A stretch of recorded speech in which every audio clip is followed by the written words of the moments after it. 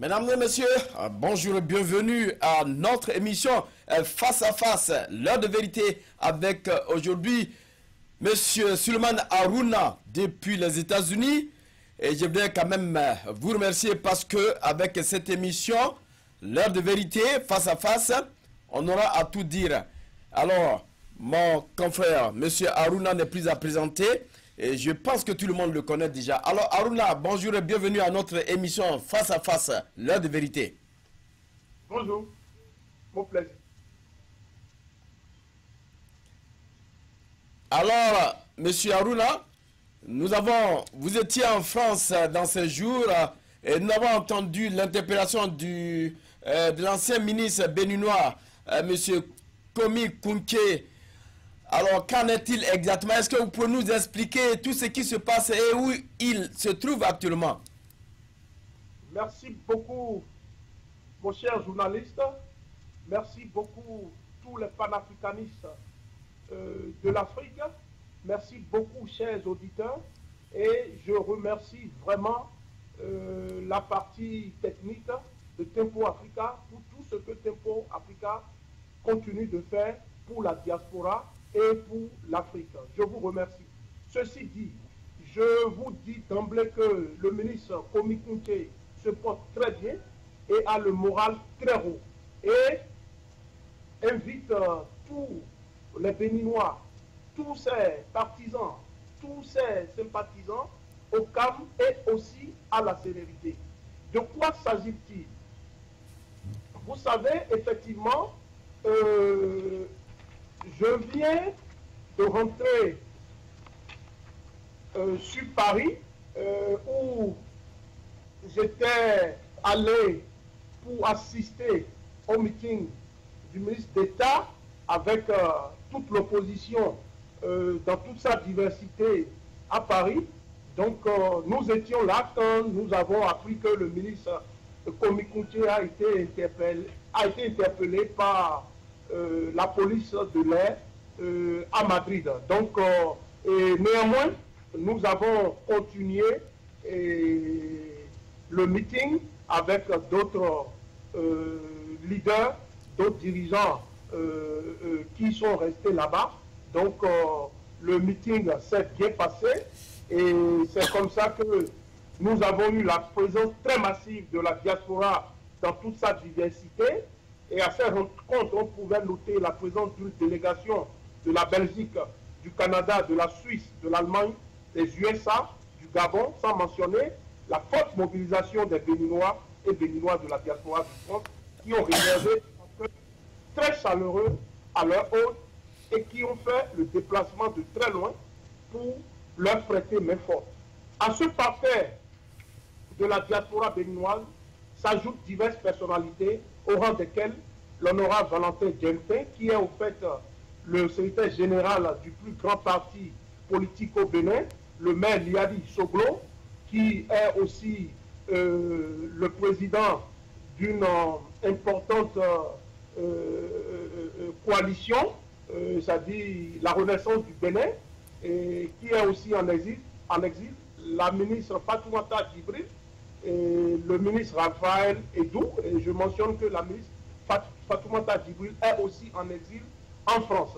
L'allocution de la plupart des orateurs ont porté sur l'union de l'opposition pour les élections législatives et le principe de faire chemin commun pour combattre la dictature du pouvoir talon qui continue de semer la terreur dans le pays et œuvrer pour le retour à l'ordre constitutionnel dans notre pays. Alors, mes chers compatriotes, de quoi s'agit-il au juste par rapport à l'interpellation du ministre? Avant de vous situer encore sur les faits, je vous rassure encore que notre ami, notre frère, notre président, notre leader, celui que nous aimons appeler affectueusement Kaka, se porte très bien et a le moral à jamais haut. C'est d'ailleurs dans une ambiance de détente et de relâche totale qu'il rencontre toutes les fois ses avocats. Il vous remercie pour vos prières, vos pensées à son endroit et vous exhorte aussi une fois encore au calme et à la sérénité. Monsieur le journaliste, je vais vous... Quelles sont réellement les raisons de son interpellation? Quelles sont les raisons de son interpellation?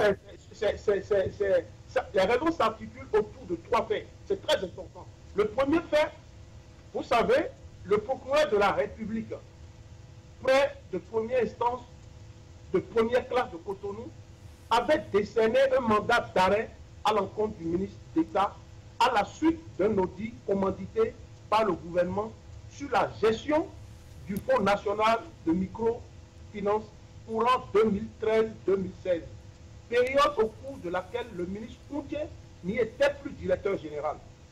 Le ministre Kounté s'est présenté de lui-même au juge d'instruction du premier cabinet le 6 avril 2018 à la suite de ce mandat. Après audition, ce dernier, c'est-à-dire le juge, n'ayant pas trouvé de charge suffisante contre lui, a pris une ordonnance d'annulation du mandat décerné. Le procureur n'étant certainement pas du même avis que le juge, a interjeté appel. Vous savez, après ça, il y a eu des ennuis parce que ce juge a pris une ordonnance pour annuler le mandat d'arrêt décerné contre lui. Ça, c'est le premier fait. Donc, le premier fait, il y avait un mandat d'arrêt qui a été adressé au ministre Komi Kounté. Et le 8 avril 2018, le 6 avril 2018, le ministre Komi Kounté s'est rendu librement. Et le juge de première instance, de première classe de Cotonou, a prononcé une ordonnance d'annulation de ce mandat. On était là, et ça c'est le second fait, le gouvernement, n'ayant pas eu gain de cause, dans son désir d'abattre un adversaire politique de taille, s'est empressé de monter de toute pièce une affaire de vol de plus de 800 millions de nos francs au domicile de l'intéressé à Banté. D'accord. Je crois que, monsieur Aruna, nous savons tout cela. N'était pas 800 millions, le vrai montant était 95 millions et ce dossier a été connu et vidé par le tribunal. D'accord. On va aller plus rapidement. On va aller plus rapidement, monsieur Aruna. Vous connaissez le ministre, mais le site Togo, ici Togo, nous apprend que le ministre a été interpellé. Il a été interpellé avec un passeport togolais. Il était avec un passeport togolais et il a été interpellé. Alors qu'en est-il exactement? Parce qu'on nous dit ici que son passeport béninois a été annulé par son pays. Et maintenant qu'il est en possession d'un passeport togolais, comment s'est-il procuré de ce passeport? Parce que, quand vous savez, c'est le seul président de la République qui peut peut-être, en conformité avec le ministre des Affaires étrangères, le ministre de l'Intérieur, qui peuvent donner ce passeport. Mais comment notre ministre s'est-il procuré de ce passeport? Ça, c'est une très bonne question et nous allons faire la lumière sur ça et la polémique et toutes les intoxications vont aller dormir dans les trous. Je vous dis et je vous confirme, je persiste et je signe, le ministre Komi Kounté n'a pas été arrêté avec un passeport diplomatique togolais. Le ministre Komi Kounté, lors de son arrêt, lors de son interpellation, a été interpellé avec un passeport béninois. Il faudrait que cela soit clair. C'est une intoxication du gouvernement du Bénin qui est en train de faire, d'animer les réseaux sociaux.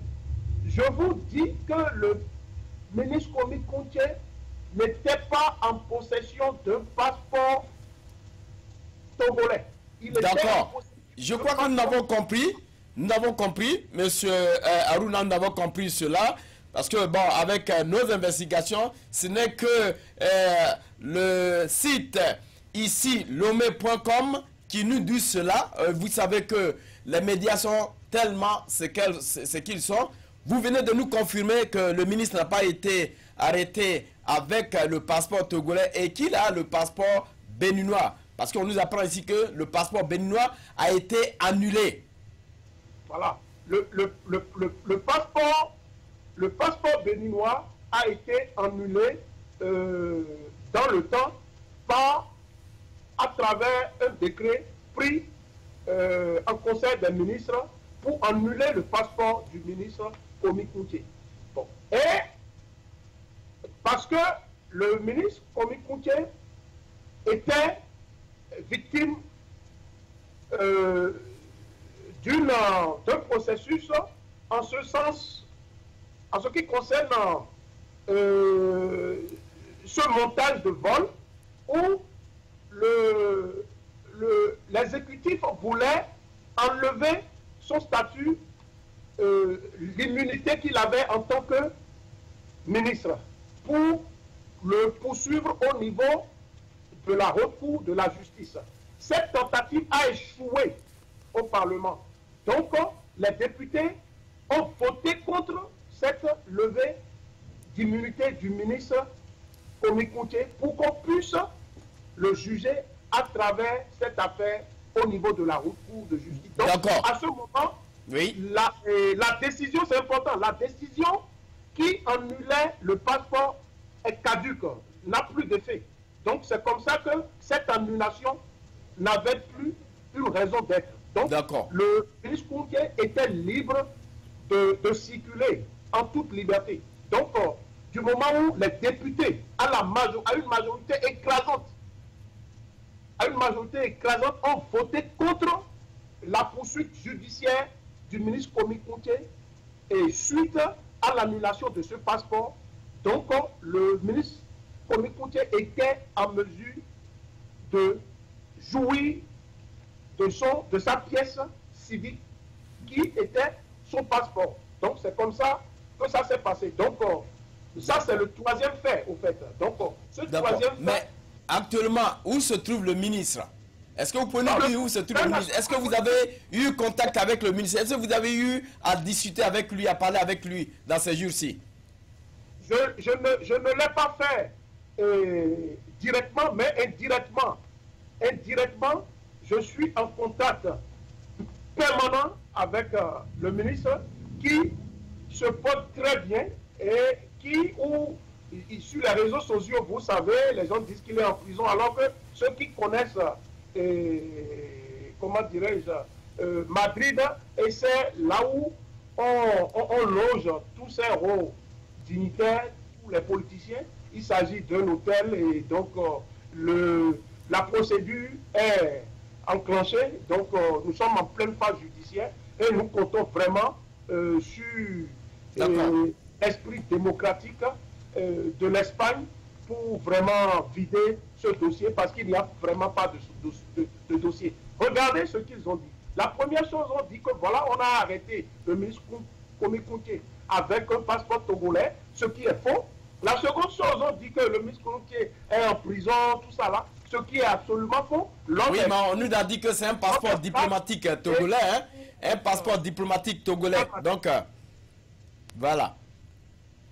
Donc, voilà, donc, il était en possession de son passeport. Donc, monsieur Haruna, on espère qu'on sera avec le ministre dès son arrivée dans ce studio. Ce mandat, si ce mandat est un mandat frauduleux, c'est le mandat d'arrêt qui a été issu contre le ministre Komi Koutié est un mandat frauduleux. On ne signe pas un mandat dans cette condition. Cela a violé tous les principes sacro-saints de la procédure. Un mandat où ces avocats n'étaient pas au courant. Un mandat qui a été émis, disons, dans l'espace de quelques heures. Un mandat d'arrêt que nous n'avons jamais connu. Donc, et mieux encore, on le convoque le 18 passé. Alors que vous appréhendez la personne dans la nuit du vendredi au samedi 18. Et donc, et vous le convoquez pour répondre à la criette un samedi. C'est une violation. Il faudrait que tous les pays africains se lèvent contre des dictatures pareilles. La criette est une cour nazie. Donc ce n'est pas que le ministre Kwame Koutié ne veut pas aller après de la justice. Non, parce qu'il n'a pratiquement rien fait. Et vous avez vu, je vous ai montré 3 tentatives d'échec politique au niveau du gouvernement. D'accord. Le problème c'est quoi? Vous voyez ce qui s'est passé avec Adjabo. La personne a été relâchée au niveau d'une cour ordinaire. Maintenant, on crée la criette pour essayer de presser les opposants. Donc, je crois qu'on aura le temps de rentrer dans les détails. Voilà, on aura le temps, M. Aruna. Est sous ordre. Donc, c'est ce qui se passe. Donc, souffrez que je vous dise que le procès, aujourd'hui, l'arrestation, soit l'interpellation du ministre Kwame Koutié est hautement politique. C'est abattre un homme politique qui fait peur. C'est abattre l'espoir même de la justice. C'est de ça qu'il s'agit. Et tous les opposants aujourd'hui sont en France. Tous les opposants. Je crois qu'on va en parler, M. Suleiman. Nous aurons le temps vraiment d'en parler parce que c'est la question que je voulais vous poser. Et la plupart de ceux qui étaient dans le gouvernement Yahi Boni, aujourd'hui, ils sont tous traqués, ils sont en exil. On va en parler parce que c'est un sujet qui est beaucoup long et puis abordable. Nous avons un grand débat tout à l'heure et je pense que nous allons continuer cette émission dans les prochains jours qui arrivent. Parce que nous savons que le ministre sera avec nous pour quand même nous dire réellement ce qui se passe. Parce que Tempo Afrique l'attend, c'est la télévision de tout un chacun. Et on espère que le ministre ne sera pas extradé vers son pays pour qu'il soit jugé. Avec ce mandat international qui lui a été lancé, nous espérons que ce n'est pas un piège. Et nous espérons que, comme vous l'avez confirmé, infirmé, que ce n'est pas le passeport togolais, mais bien sûr un passeport béninois. Donc, merci encore une fois de plus, mon cher Aruna.